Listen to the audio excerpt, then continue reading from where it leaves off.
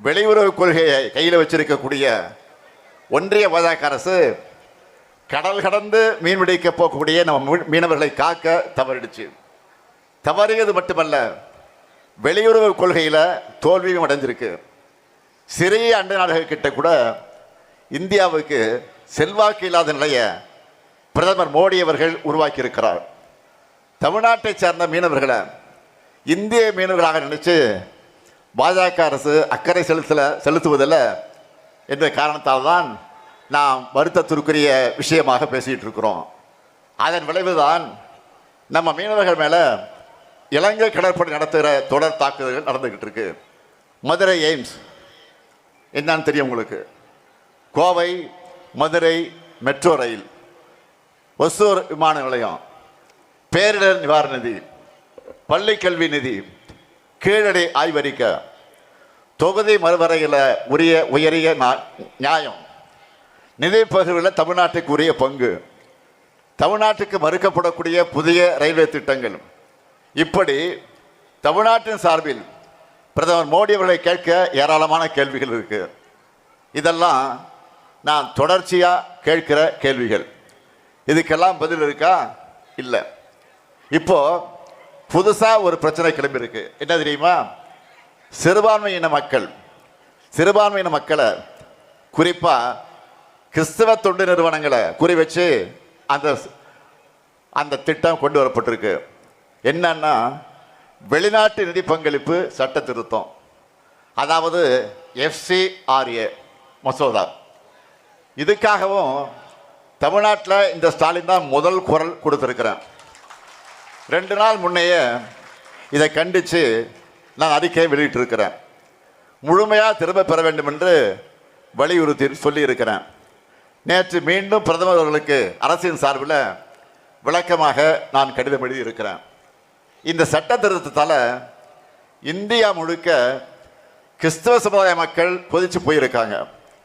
சான்றுகளை சமர்ப்பிப்பதில் சிறிய தாமதம் உள்ளிட்ட பிற காரணங்களை சுட்டிக்காட்டி ஒரு அமைப்போட அங்கீகாரத்தை ரத்து பண்ணி அவங்க கிட்ட இருக்கக்கூடிய நிதியையும் சொத்தையும் பறிச்சிக்க இந்த கொடுங்கோ சட்டம் வழிவகுக்கப்படுகிறது. சொத்துனா மக்களுக்கு சேவையாற்றுகிற மருத்துவமனைகள், பள்ளிக்கூடங்கள், விடுதிகள், இவைதான். பிரதமர் மோடி அவர்கள் கண் துடைப்புக்காக பல கிறிஸ்துவ அமைப்பு நிகழ்ச்சிகளை கலந்துக்கிட்டு ஏழைகள் கல்விக்காகவும் மருத்துவத்துக்காகவும் அவங்க செய்கிற செயல்களெல்லாம் பாராட்டி பேசினார். ஆனால் இப்போ என்ன செய்கிறாரு? இதுதான் அவருடைய உண்மையான முகம். இந்தியா முழுக்க ஆயிரக்கணக்கான கிறிஸ்துவ கல்வி மருத்துவ அமைப்புகள் இயங்கி வருது.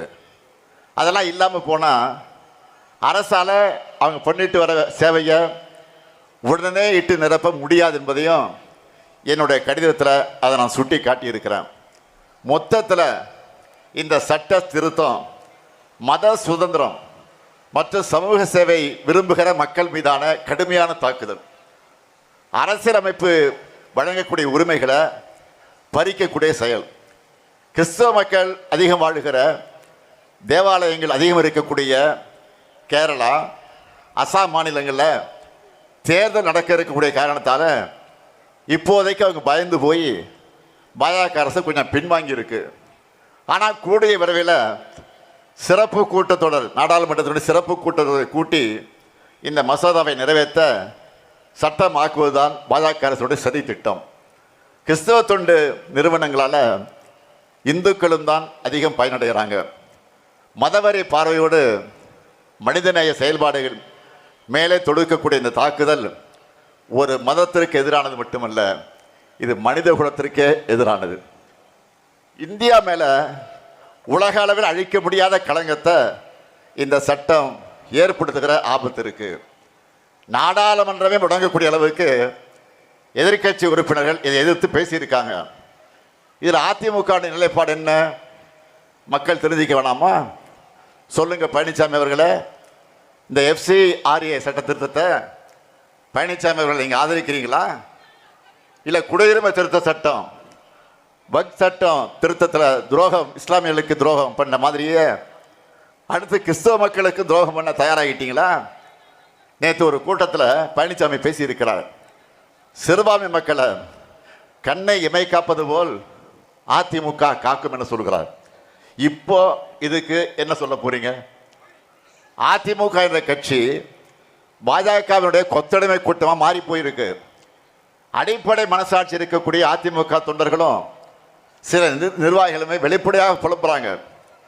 தன்னுடைய சுயநலத்துக்காக, தன்னுடைய பதவியை காப்பாற்றிக் கொள்வதற்காக இப்படி ஒரு நிலைமைகளை அதிமுகவை கொண்டு வந்து நிறுத்தி இருக்கிறார் பழனிசாமி.